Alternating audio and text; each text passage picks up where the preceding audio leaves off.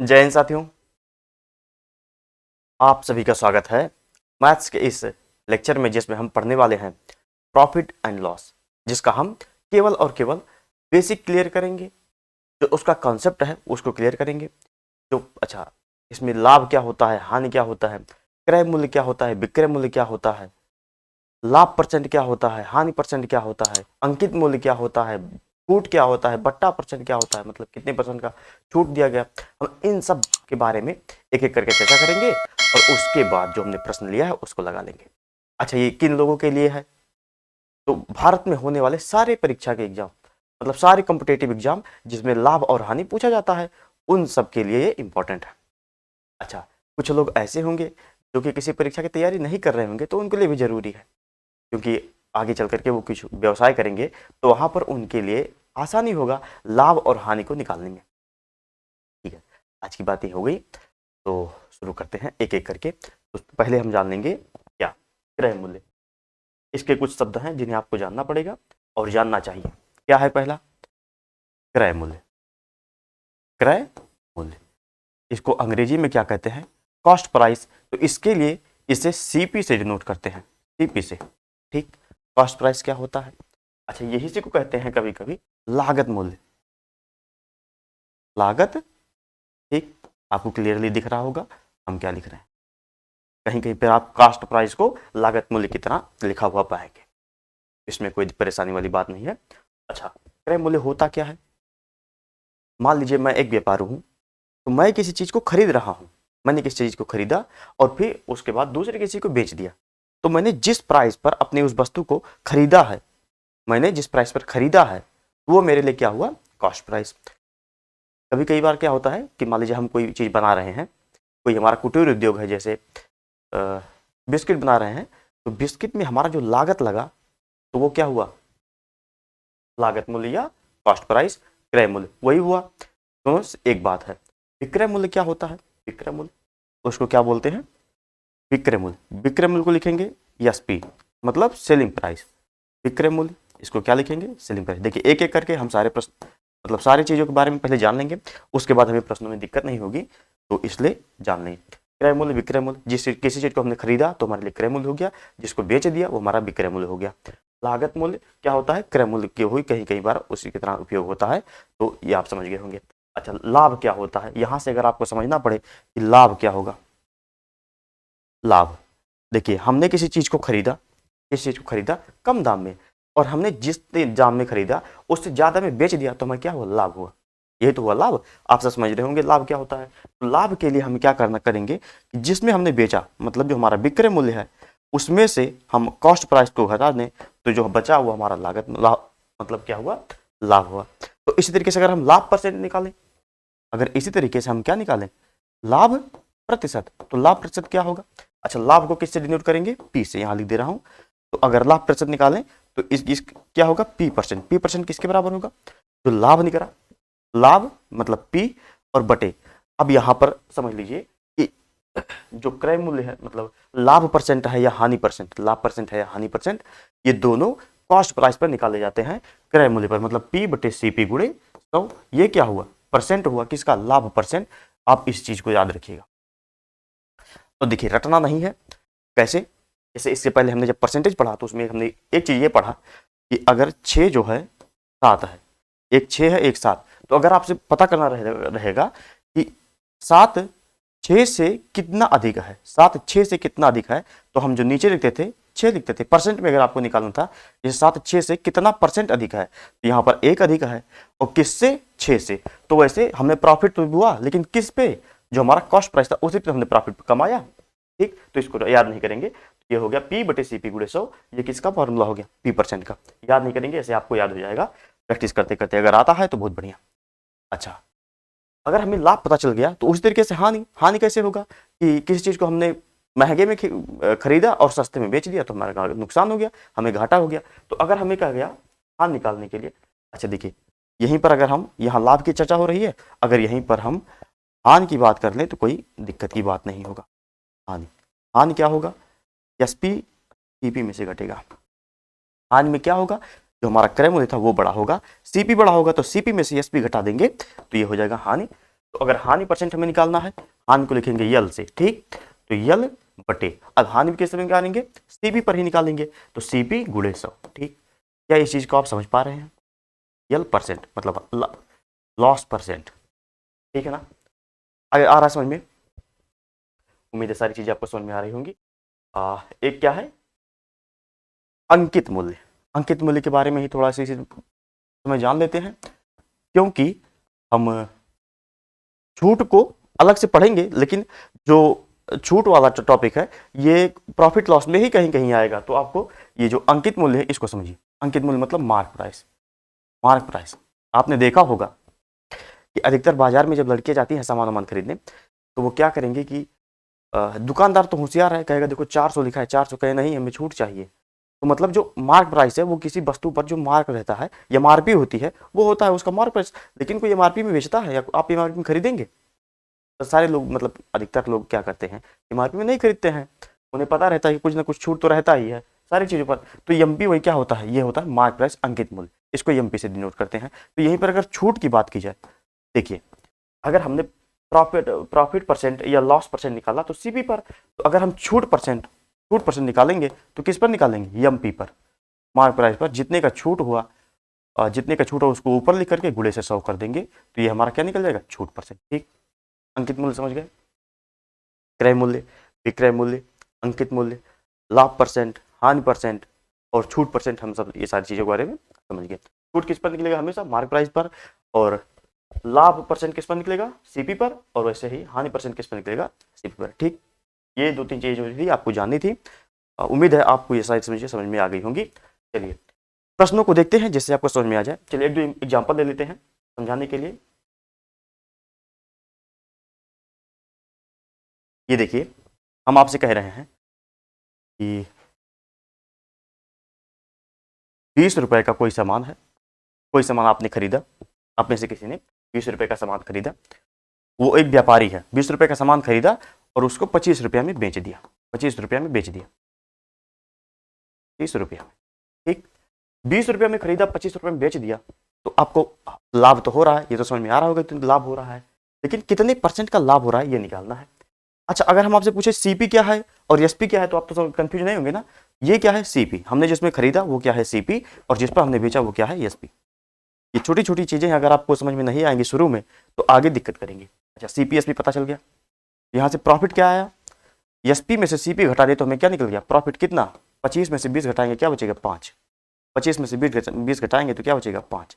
हमको क्या निकालना है, प्रॉफिट परसेंट, तो प्रॉफिट परसेंट क्या होता है, लाभ मतलब 5 बटे सीपी कितना है, 20, 5 बटे 20 गुणे 100, ठीक। तो यहाँ से 5 चौक 20, 4 से निकालेंगे तो कितने का लाभ हुआ, 25%, ठीक।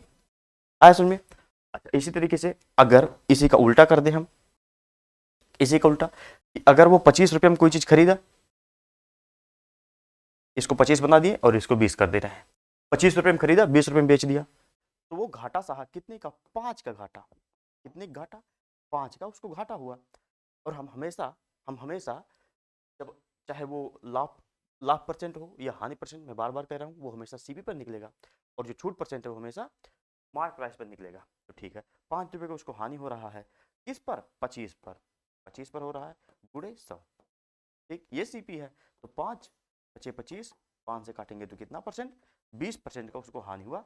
लाभ परसेंट या हानि परसेंट में अब दिक्कत नहीं हो गई। तो चलिए अब अपने प्रश्नों पर चलते हैं, और कुछ कॉन्सेप्चुअल प्रश्न है जिनको आपको लगाना चाहिए, जिससे आपका कॉन्सेप्ट क्लियर हो जाएगा। देखिए हमारा पहला प्रश्न क्या है, क्रय मूल्य और विक्रय मूल्य का हमें अनुपात दिया है, तो पूछ रहा है हानि परसेंट क्या होगा। देखिए हम लोगों ने अनुपात समानुपात पढ़ लिया है, परसेंटेज पढ़ लिया है, तो और लाभ हानि का जो हमने बेसिक था उसको बता दिया, तो अब इस सवाल को लगा पाएंगे, कैसे लगाएंगे। देखिए हमें क्या दिया है, सीपी और एसपी का रेशियो दिया है, तो ये हुआ सीपी रेशियो एसपी, ठीक। कितना दिया है, 5:4। रेशियो मैंने समझा था कि अगर इस तरीके से लिखा है तो सीपी अगर 5 है तो एसपी कितना है, 4 है। तो अभी क्या हुआ, हानि हुआ। देखिए 5 में खरीदा, 5 में खरीदा और 4 में बेच दिया, तो हानि हुआ कि नहीं हुआ, हानि हुआ। कितने का हानि हुआ, देखिए 5 में खरीदा था, 4 में बेचा, तो 1 रुपये का उसको हानि हुआ, 1 रुपये का हानि हुआ। सीपी पर निकालेंगे, क्योंकि हमें क्या पूछा है, हानि परसेंट। तो हानि परसेंट में किस पर निकालेंगे, सीपी पर हमेशा निकालेंगे। देखिए यल परसेंट लिख रहे हैं, जिससे क्या हुआ, ये हानि परसेंट हो गया। यल परसेंट बराबर 1 बटे क्या, 5 गुणे 100। 1/5 गुणे 100, 5 क्या है, सीपी है, तो इसलिए 5 से काटेंगे तो 20 पंचे 100, यहाँ से 20% इसका सही उत्तर होगा, 20%। ये सवाल प्रीवियस ईयर का है। मैं आपको फिर से बता दूं, मैं जितने भी सवाल यहाँ पर लाता हूँ सारे के सारे प्रीवियस ईयर रहते हैं और आपके ही रिलेवेंट रहेंगे सारे प्रश्न। अगला देखते हैं, कह रहा है यदि क्रय मूल्य उसी तरीके से है, लगाने का प्रयास कीजिए। ऐसे मुंह जवानी लगा सकते हैं आप। देखिए क्रय मूल्य कितना है, 5, विक्रय मूल्य 6, क्या हुआ, लाभ हुआ। 5 में खरीद के 6 में बेच दिया, लाभ हुआ। लाभ परसेंट निकालना है, हमेशा सीपी मतलब कॉस्ट प्राइस जो है वो नीचे रहेगा। कितने का लाभ हुआ, 1 का। 1/5 गुणे 100 कितना परसेंट, 1/5 गुणे 100 20%। तो इस तरीके से आप इसको ऐसे आसानी से लगा पाएंगे अगर आपका कॉन्सेप्ट क्लियर है। एक बार लगा के बता दें, ये हुआ सीपी रेशियो, एसपी कितना 5/6। 1 रुपए का उसको क्या हो रहा है, प्रॉफिट। सीपी पर निकलेगा तो 1/5 गुणे 100, यहाँ से 20 पंचे 100, 20%। ठीक है ना। अगला सवाल देखते हैं। आसान आसान सा सवाल है, मैंने आसान आसान सवाल लिया है क्योंकि आप सबको पता होगा, मैं पहले बेसिक आपका क्लियर करता हूँ, उसके बाद आगे बढ़ता हूँ। और अगर वीडियो अच्छा लग रहा है तो इसको लाइक कर दीजिए, दोस्तों में शेयर कर दीजिए, और नए हैं तो सब्सक्राइब कर लीजिए, मैं फिर नहीं कहूँगा आपसे। कह रहा है यदि किसी वस्तु का विक्रय मूल्य उसके क्रय मूल्य का 8/5 गुना है तो उस पर लाभ प्रतिशत क्या है। ठीक, हमें क्या याद करना है, लाभ परसेंट। हमें क्या दिया है कि विक्रय मूल्य उसके क्रय मूल्य का 8/5 गुना है, तो ये आसानी से लग जाएगा।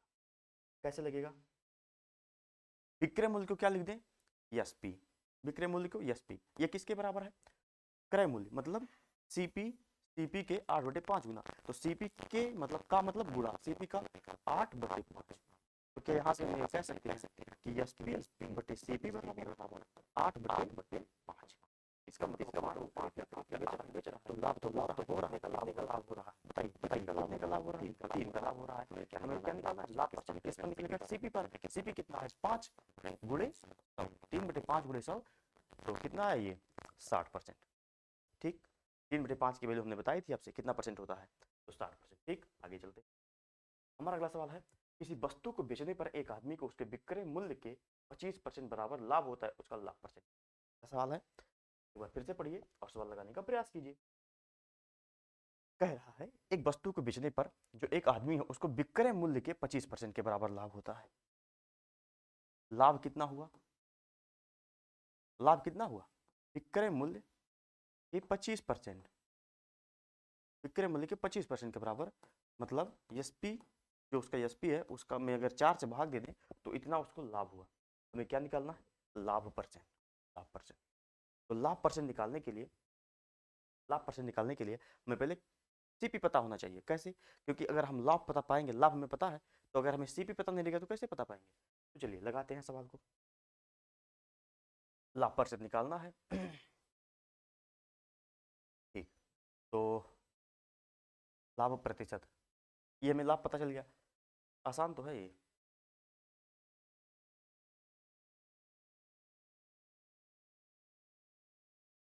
एक सेकंड, इसको इस तरीके से देखिए, इस तरीके से ये तो ठीक है अपने आप में, लेकिन यहाँ क्या लिखा है, 25% के बराबर लाभ होता है।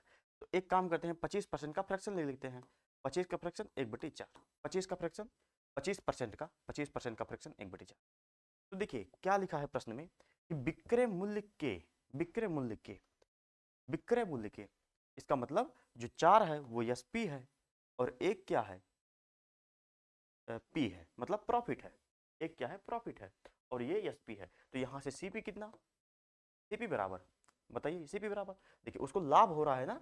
अगर लाभ हो रहा है तो अगर हमें यहाँ से देखिए सीपी हमको निकालना है, हमको क्या पता है, एसपी और पी। तो कैसे निकलेगा, अगर हम एसपी में से, एसपी में से पी को घटा दें, मतलब अपने विक्रय मूल्य में से लाभ को घटा दें, तो क्या हमें क्रय मूल्य पता चल जाएगा। पता चलेगा कैसे, देखिए जितने बेचा उसमें से जितना उसको फायदा हुआ उसको घटा दिया। जितने में से बेचा बेचा था, अगर मान लीजिए हमने 10 रुपये में बेचा था, हमको 1 रुपये का फायदा हुआ था, तो 10 रुपये में बेचा था, 1 रुपये का फायदा हुआ था, उसको घटा दिया, तो क्या बचा हमारा, कॉस्ट प्राइस ही तो बचा। तो यहाँ से कॉस्ट प्राइस बता, तो यहाँ से एस पी 4 है, एक पी है, तो सी पी कितना 3। हमें क्या निकालना है, profit percent. Profit percent, profit percent का क्या होता है, कि P बटे CP, P कितना है 1 और CP कितना है 3 गुणे 100, यही हमको करना था।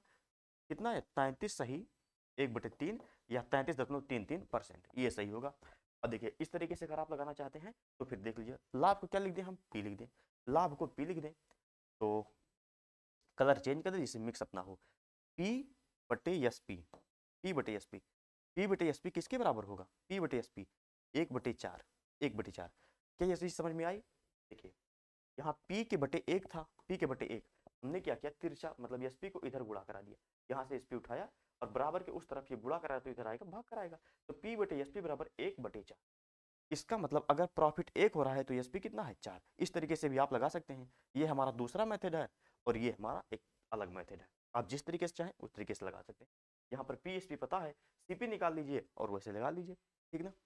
सवाल समझाना था आपको, हमने सोचा इस तरीके से आपको बताएं जिससे आपको दिक्कत ना हो, ठीक। अगला देखते हैं कि यदि किसी वस्तु के यदि किसी वस्तु के विक्रय मूल्य के क्रय मूल्य पर 20% का लाभ हो तो उसके विक्रय मूल्य पर परिकलन करने पर लाभ की प्रतिशतता क्या होगी। क्या कह रहा है, विक्रय मूल्य के क्रय मूल्य पर 20% का लाभ होता है। अच्छा देखिए लाभ किस पर निकाल रहे हैं हम, हमेशा P निकाल रहे हैं, P% बराबर P बटे CP। तो इसमें यही कह रहा है कि विक्रय मूल्य के क्रय मूल्य पर, जो क्रय मूल्य पर है उस पर 20% का लाभ होता है। तो अगर उसे विक्रय मूल्य पर परिकलन किया जाए, मतलब यहाँ पर CP नहीं SP लिखा जाए, ये साफ साफ लिखा है, ये साफ साफ लिखा है कि उसके विक्रय मूल्य पर परिकलन करने पर लाभ की प्रतिशतता क्या होगी, ये आपको ज्ञात करना। कैसे लगाएंगे, एकदम आसान है। क्रय मूल्य पर 20% का लाभ हो रहा है, 20% का मतलब कितना, इसको मिटा देते हैं यहां से, देखिए 20%, 20% का मतलब कितना, 20 पंचे 100 1/5। ये 5 क्या है CP है और ये 1 क्या है P है। इस चीज को आप समझ पाए ना, क्योंकि हमेशा हम देखिए लिखा है क्रय मूल्य पर लाभ परसेंट को गणना की जा रही है, क्रय मूल्य पर किया है तो देखिए P यहाँ की 1 आ गया, तो यहाँ से SP कितना बताइए, SP कितना आएगा 5 और 1 6। ऐसे में कैसे, कॉस्ट प्राइस में अगर लाभ जोड़ेगा तभी तो उसको पता चलेगा कितना उसका में बेचा है, यहाँ से पता चलेगा। फिर कह रहा है कि उसके विक्रय मूल्य पर परिकलन करने पर लाभ प्रतिशत, अब कह रहा है ये साफ साफ कि जो लाभ प्रतिशत की आप गणना करेंगे, लाभ प्रतिशत की वो क्या करेंगे, आप लिखेंगे लाभ बटे विक्रय मूल्य, लाभ बटे, हम हमेशा क्रय मूल्य लिख रहे थे लेकिन ये कह रहा है कि यहाँ पर आप विक्रय मूल्य लिखो। विक्रय मूल्य लिखने के लिए साफ साफ कह रहा है कि विक्रय मूल्य पर परिकलन, परिकलन मतलब गणना करने पर, तो इस तरीके से आप इस सूत्र पर बताइए कितना परसेंट का लाभ हुआ, तो लाभ कितने का 1 का, विक्रय मूल्य 6 गुणे 100, 1/6% में कितना बताते 16 से 2/3 मतलब 16.66%। देखा कितना आसान था। यहाँ समझिए हम हमेशा लाभ को क्रय मूल्य पर निकाल रहे हैं, ये साफ साफ कह रहा है कि विक्रय मूल्य पर लाभ परसेंट निकालना है। आगे सुन में आगे देखते हैं, इसी तरीके से एक एक करके हमने सब सारे प्रश्नों को देख रहे हैं और आज ही नहीं आपको कल भी आना पड़ेगा। अगर आप सीक्वेंस से देख रहे हैं तो आप पूरे को देखिए, और इसके पहले हमने कई सारे चैप्टर को कंप्लीट कर दिया है। अगर आपने नहीं देखा तो उन सब चीज़ों का एक बार देखिए, उसका रिवीजन कीजिए बार बार, जितना रिवीजन करेंगे, कहता है कि प्रैक्टिस मेक्स परफेक्ट, ऐसे कुछ करके है अंग्रेजी वाला। तो देखिए क्या कह रहा है, एक स्टोर पर लागत मूल्य, अब क्या आ गया लागत मूल्य, लागत मूल्य हमने बताया था कहीं कहीं आपको क्रय मूल्य ही लागत मूल्य के तौर पर दिखेगा। तो लागत मूल्य का मतलब क्या, हम समझ रहे हैं CP है, CP लिखा है, तो CP के 25% लाभ पर घड़ी बेची जाती है, लागत मूल्य के 25% लाभ पर, लागत मूल्य के 25% लाभ पर, तो विक्रय मूल्य पर लाभ परसेंट क्या है, तो वही कह रहा है कि अभी तक हम किस पर लगा रहे हैं, क्रय मूल्य पर। अब कह रहा है कि विक्रय मूल्य पर निकालो कितना परसेंट होगा, तो 25% का फ्रैक्शन कितना, 25% बताओ, 25%, 25% का फ्रैक्शन 25 चौका 100 1/4। अब ये 4 क्या है हमेशा CP है और 1 क्या है प्रॉफिट है, ठीक। ये चीज आके आपको समझ में आ रहा है, अगर ये चीज आ रहा है तो फिर दिक्कत की बात नहीं है।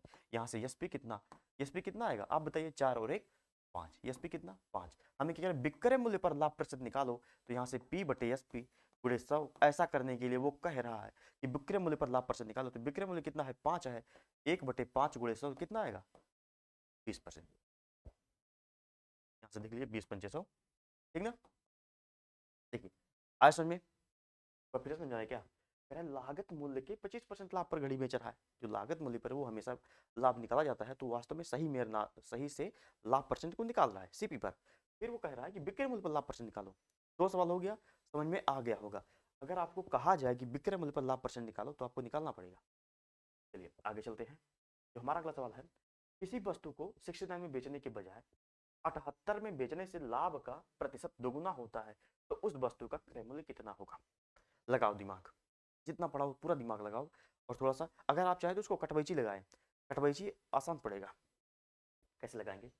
देखिए, कह रहा है 69 में, यक्स मानना नहीं है, कभी यक्स नहीं मानना है इसमें। 69 में बेचने के बजाय, 69 में बेचने के बजाय अगर वो 78 में बेचे तो लाभ का प्रतिशत दोगुना हो जाएगा। दोगुना हो जाएगा मतलब अगर पहले, देखिए अगर कुछ इसका सीपी है, कुछ सीपी है, कॉस्ट प्राइस है इसका, सीपी लिख दें डायरेक्ट वो सही रहेगा। इसका क्या है? कॉस्ट प्राइस है। तो कॉस्ट प्राइस पे इसको कुछ प्रॉफिट हुआ, कुछ प्रॉफिट हुआ, तो कितना हुआ? 69। फिर कह रहा है कि अगर 69 पे ना बेचे, वो 78 पर बेचे, 78 पर, तो यहाँ से इसको टोटल टोटल 2p मिल जाएगा। कह रहा है क्या? लाभ का प्रतिशत दोगुना हो जाएगा, दोगुना परसेंट का लाभ उठाएगा। एक चीज बताओ, सीपी से 69 के बीच में वो पी कमा रहा था, मतलब पी का फायदा पा रहा था। अगर आप सीपी से 78 जा रहे हो तो 2p का आ रहा है, तो क्या हम ये कह सकते हैं कि 69 से 78 के बीच में भी वो पी का है, पी पाएगा, पी मतलब उतना ही प्रॉफिट पाएगा जितना सीपी से 69 के बीच में पा रहा था, ठीक है ना? तो यहाँ से पी निकालिए, कितना आएगा? 69 से 78, पी बराबर 9, पी बराबर 9। अच्छा, पी बराबर 9, तो यहाँ भी पी बराबर 9, तो कह रहा है हमसे यहाँ भी पी बराबर 9, 9 तो बराबर है। कह रहा वस्तु का क्रय मूल्य बताओ, तो देखिए क्रय मूल्य कितना, 69 पे बेच रहा था, यहाँ से पी मतलब 9 घटा देंगे, ये क्या हुआ? इसका एस पी है, ये क्या हुआ? ये भी एस पी है। क्यों? क्योंकि पहले 69 में बेच रहा था तो उसको पी का लाभ मिल रहा था, फिर अगर 78 में बेचा तो डबल पी का लाभ मिल रहा था। समझ पा रहे हैं ना? तो दोनों बेच रहा है, उस तरीके से प्रश्न को बताया गया है। अच्छा ठीक है, 69 में बेचा, तो 69 में बेचा पी का मतलब 9 का वो लाभ पाए, तो बताओ सीपी कितना? तो 69 में से 9 घटा दीजिए, 60। देखिए ये एक कटवैची सवाल था, आपको समझ में आना चाहिए। देखने में तो बहुत आसान लगेगा कि चलो ऐसे लगा देंगे, लेकिन दिमाग घूम जाएगा। आसान था लेकिन कोई बात नहीं।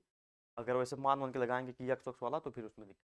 कह रहा किसी वस्तु को 69 बेचने के बजाय, मतलब अगर वो पहले 69 में बेच रहा था, 69 में बेच रहा था, तो अब वो 69 में नहीं बेचेगा, अब वो 78 में बेचने से लाभ का जो प्रतिशत दुगना हो रहा है। मतलब अगर 69 में बेच रहा था तो उसको पी का प्रॉफिट हो रहा था, कुछ लाभ कमा रहा था, हमने कहा कि पी का प्रॉफिट हो रहा था। अब कह रहा है कि हम 69 में ना बेचे, 78 में बेचे, तो हमको 2p का लाभ हो रहा है। हमने वहीं से कहा कि अगर आपको यहाँ से 2p का लाभ हो रहा है, तो यहाँ से p का, तो इसका मतलब p किसके बराबर है? 9 के, दोनों का अंतर 9 आया, तो आप साफ निकाल लिए। आगे समझ में ना? आगे चलते। किसी वस्तु को 524 में बेचने पर उतना ही लाभ होता है जितना कि उसे 452 में बेचने से हानि होती है, जितना कि उसे 452 में बेचने से हानि होती है। तो वस्तु का क्रय मूल्य क्या है, ये आपको ज्ञात करना है। कैसे लगाएंगे इसको? लगाइए, थोड़ा दिमाग लगाइए, इससे आपको समझ में आए कुछ, अपनी तरफ से भी थोड़ा दिमाग लगाइए। रिवीजन कर रहे हैं क्या आप लोग? रिवीजन कर रहे हैं ना, जो हमने पिछले लेक्चर में पढ़ाया है या आपने पढ़ा है, रिवीजन करते हैं। रिवीजन बहुत जरूरी है। देखिए हमने जब से क्लास को कंटिन्यू स्टार्ट किया है इस बार चैप्टर वाइज करके, तो उसमें हमने लगभग सारे लेक्चर में कहा कि आप रिवीजन कीजिए, रिवीजन कीजिए, जितना ज़्यादा रिवीजन करेंगे उतना ही सही रहेगा। तो आप रिवीजन करते रहिए, वास्तव में आपको प्रॉफिट देगा। क्या कहा? 524 में बेचने पर उतना ही लाभ होता है। अगर कोई आदमी है 524 में बेच रहा है, 524 क्या है उसका? एसपी है, बेच रहा है। तो अब कह रहा है उसको उतना ही लाभ होता है, इसको कुछ लाभ हो रहा है, तो हमने क्या लिख दिया? पी का लाभ हो रहा है। उसको उतना ही लाभ होता है जितना कि 452 में बेचने पर हानि होती है। अच्छा, अगर वो 452 में बेचे, 452 में, इस डायग्राम को इस तरीके से क्यों बना रहे हैं अभी आप समझ पाएंगे, तो उसको इतना ही हानि हो रही है अगर ये इस पर बेचे। ठीक, क्या इस चीज को आप समझ में पाए? और यहाँ से पी और यल कितने है? बराबर, तो यहाँ तो पी लिखो या तो यल लिखो, दोनों बराबर है। पी और यल नहीं, यहाँ पर यल लिखे, यहाँ पर यल ही लिख दे, नहीं तो फिर कंफ्यूज होंगे आप। यहाँ पर क्या कह रहा है? पी बराबर यल। देखिए किसी वस्तु को 524 में बेचने पर उतना ही लाभ हो रहा है, 524 में बेच उसको उतना ही लाभ हो रहा है। अगर मन पी का लाभ उतना ही लाभ नहीं, 452 बेचने हानि होती है, और यह बराबर है। इनके बीच के बीच में अंतर कितना है? 452 से 524 के बीच में कितना अंतर है? कैसे घटा दीजिए, 524 और कितना कह रहा है? 452, तो घटाएंगे कितना आएगा? 72 का। कितना अंतर है? 72 का। इस टोटल के बीच में 72 का अंतर है। और देखिए यल और पी बराबर है, तो यहाँ पे पी और पी कितना हो गया? 2p। 2p किसके बराबर है? 72 के। तो p किसके बराबर है? 36 के। p और यल किसके बराबर है? 36 के। ठीक, तो क्या कह रहा है? ये वस्तु का क्रय मूल्य क्या है? अब बताओ क्रय मूल्य, या तो 452 में 36 जोड़ दो, या 524 में 36 घटा दो। एक काम को जोड़ देते हैं, तो 6 2 8 5 3 8, 488 का क्या है? सीपी यहाँ है। देखिए आ रहा समझ में? अच्छा सवाल है, ये परीक्षा में पूछा जाएगा। इसके पहले हमने जो शुरू में एक दो पढ़ा था, हो सकता है ना पूछा जाए, क्योंकि प्रीवियस ईयर है, लेकिन ये तो कंफर्म पूछा जाएगा। कह रहा है किसी वस्तु को 524 में बेचने पर उतना ही लाभ होता है। 524 में बेच रहा था, उसको उतना ही लाभ हो रहा था जितना कि उसे 452 में बेचने से हानि हो रही थी। 452 में बेचने से हानि हो रही थी, पी और यल बराबर था। हमसे पूछा वस्तु का क्रय मूल्य, तो इस तरीके से हमने निकाला। आपको ये ट्रिक कैसा लगा? चला आगे चलते हैं। हमारा अगला सवाल है, एक रेफ्रिजरेटर पर क्रय मूल्य 13,400 है। रेफ्रिजरेटर का जो क्रय मूल्य है, जो कॉस्ट प्राइस है, वो 13,400 है। यदि हानि प्रतिशत 4% है, जो आदमी है कह रहा है, आप गए उसको यहाँ रेफ्रिजरेटर खरीदने, तो कहा कि देखो 13,400 में इसको खरीदे थे, लेकिन हम केवल आपके लिए 4% का नुकसान सह लेंगे, तो कितने में आप बेचेगा? वो आपको कितने में देगा? तो निकालना है। देखिए 13,400, 13,400 में खरीदा था, कह रहा है हानि परसेंट 4%। मतलब अगर ये किसका वैल्यू है? 100% का मान है, तब इसमें हम 4% हानि मतलब 96% में दे देंगे। तो इसका हमें क्या निकाल लेना है? 96%। 96%, तो अगर इसका हम 96% निकाल लेंगे तो हमें पता चलेगा कि इसको हमने कितने में खरीदेंगे। तो सॉल्व कर लीजिए इसको, 2 0 काट दीजिए, 6 चौक 24, लास्ट में 4 कहाँ पर है? एक में ही है। देखिए यूनिट डिजिट सही कर लिए, पूरा गुणा करने की आवश्यकता ही नहीं है। एक तो ये तरीका, एक दूसरा तरीका आप समझिए। 4%, 4% है, 4% की वैल्यू कितना फ्रैक्शन में? 4%, तो 1/25, 1/25। कह रहा है 4% का हानि, और हानि किस पर निकलता है? हमेशा सीपी पर। तो ये 25 सीपी है, और एक क्या है? हानि मतलब यल है। तो यहाँ से अगर एसपी निकालना होगा तो क्या होगा? एसपी निकालना होगा, क्या होगा? सीपी में से 1 घटाएंगे तो क्या आएगा? 24। ठीक, अच्छा 25 का वैल्यू हमें कितना दिया है? देखिए यहाँ से सीपी दिया है ना, तो सीपी का मान कितना दिया है? 13,400। एक सेकंड, इसको इस तरीके से लिखे जिससे हमें कैलकुलेशन में दिक्कत ना हो। यहाँ देखिए 25 का मान कितना दिया है? 13,400, 13,400, और हमें कितने का वैल्यू चाहिए? एसपी मतलब 24 का वैल्यू चाहिए। तो निकालिए, कितने कैसे निकलेगा? 13,400 बटे 25 गुणे 24, 24 कर लेंगे। ठीक, तो इसको या तो यूनिट डिजिट लगाइए, यूनिट डिजिट, डिजिटल सम, कई तरीके हैं जो कि आप कैलकुलेशन में हेल्प करेंगे। लेकिन अगर यहाँ से आप देखिए तो 25 से काटेंगे तो 4 बढ़ जाएगा, 25 चौका 100। यहाँ से कितना बचा? 134 गुणे 4 गुणे 24। तो देखिए 4 गुणे 4 गुणे 4, 4 जो 16 चौके 64, लास्ट में फिर यूनिट डिजिट 4 आए। या तो यूनिट डिजिट लगाइए या फिर डिजिटल सम भी लगा सकते हैं, आपकी जिससे मर्जी। या तो आप चाहे तो 134 गुणे 4 कर लीजिए, फिर जितना है उसमें 24 का गुणा कर लीजिए। यूनिट डिजिट से लगाया, हमारा उत्तर आ गया। आगे चलते हैं। अच्छा ये समझ में आया कि नहीं? ये तो आसान सवाल था, समझ में आ गया। कह रहा है क्रय मूल्य तथा विक्रय मूल्य के मध्य अंतर जो है 220 है। अब बताओ क्रय मूल्य और विक्रय मूल्य के का अंतर, क्रय मूल्य और मतलब सीपी और एसपी के बीच का जो अंतर है, मतलब सीपी में से एसपी घटाएं या एसपी में से सीपी घटाएं, तो कितना आ रहा है? 222। अब ये 222 क्या हो सकता है? 222 क्या हो सकता है? या तो ये पी हो सकता है मतलब लाभ हो सकता है, या तो 222 मतलब 221, 221 हानि हो सकता है। तो हमें यहाँ दे दिया है कि सीपी और विक्रय मूल्य मतलब ये सीपी और एसपी का अंतर 221 है, लाभ हो रहा है, लाभ प्रतिशत 17% है। तो हमें क्या दिया है? पी। अब देखिए हमें लिख दिया है लाभ परसेंट, तो हानि तो होगा नहीं, लाभ ही है। लाभ कितना दिया? 221। लाभ कितना दिया? 221। यहाँ लिखा है सीपी और एसपी का अंतर। अंतर मतलब क्या होता है? जो बड़े में से होगा वो छोटे घट आएगा, या फिर अंतर है, समझिए। कह रहा लाभ परसेंट निकालिए, तो लाभ परसेंट कैसे निकलेगा? हाँ लाभ परसेंट 17 है, पी का जो परसेंट है, पी परसेंट कितना है? 17। हमें क्या याद करना है? SP, SP. अच्छा पी परसेंट 17 है, तो यहाँ से क्या हम ये कह सकते हैं कि 17/100। इसका मतलब अगर 100 सीपी होगा तो पी 17 होगा। यहाँ से एसपी कितना आएगा? 117। ठीक, हमें क्या दिया है, 221 दिया है, मतलब पी का मान दिया है। तो 17 का मान कितना, 221। यहाँ से देखिए 17 का मान कितना, 221। 17 से भाग देंगे तो कितना आएगा, 17 का नियम 17, 17 3 51। यहाँ से 1 का मान 13, तो 13 से 17 में गुणा कर दीजिए, हमारा उत्तर आएगा 3 से 21 इन्हों दीजिए, 1 होना चाहिए, ये सही है। कैसा लगा? देखिए क्रय मूल्य और विक्रय मूल्य के बीच का अंतर दिया है, क्रय मूल्य और विक्रय मूल्य का। देखिए हर एक प्रश्न क्या आपको समझ में आ रहा है? अगर आ रहा है तो बढ़िया, नहीं तो आप बताइए क्या कहाँ नहीं आ रहा है, हमें पता हो तो होना चाहिए कहाँ नहीं आ रहा। हमारा एक मित्र था जो कि कमेंट किया था कि सर ये बताइए, अब हमको समझ नहीं पाया वो क्या कह रहा है। हमने उसको फिर से कमेंट बॉक्स में बताया कि आप बताइए क्या कह रहे हैं, तब से उसका रिप्लाई ही नहीं है। कोई बात नहीं, तो मुझे क्रय मूल्य तथा विक्रय मूल्य के मध्य अंतर 221 है। क्रय मूल्य और मध्य देखिए यहाँ से S P minus C P, ये क्या हुआ, प्रॉफिट ही तो हुआ, तो हमें सीधे सीधे प्रॉफिट दिया है कितना, 221। लाभ परसेंट 17 है, लाभ परसेंट 17 है। अब हमने इसके पहले भी लगाया है इस तरीके से कि 17 लाभ पर 17% है, तो 17% को फ्रैक्शन में कितना लिखेंगे, 17/100, तो 17/100। अब जब परसेंट निकाल रहे हैं प्रॉफिट परसेंट, तो हमेशा नीचे क्या होता है सीपी, ऊपर क्या होता है पी, तो 17 हो गया पी और सीपी कितना हो गया 100। अगर सीपी 100 है, पी 17 है, तो यहाँ से एसपी बराबर 117। ठीक है, 17 का वैल्यू 221 दिया है, 17 का वैल्यू 221, तो यहाँ से हमने 1 की वैल्यू निकाला, तो 1 का वैल्यू कितना 13, 1 का वैल्यू 13, तो 117 का वैल्यू हमने से गुणा कर दिया, तो 7 आ गया आंसर में। ऐसा अगला सवाल देखिए उसी तरीके से है, इसको आप लगाइए, चलिए लगाते हैं इसको। क्या ये लास्ट प्रश्न है?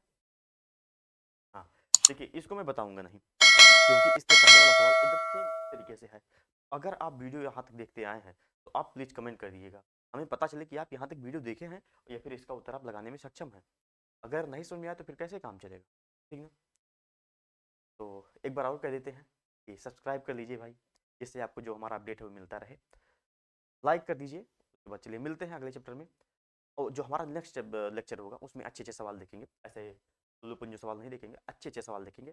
कंसेप्ट क्लियर हो गया होगा तो बड़े मजा आएगा देखने में, ठीक ना? चलिए जय हिंद साथियों।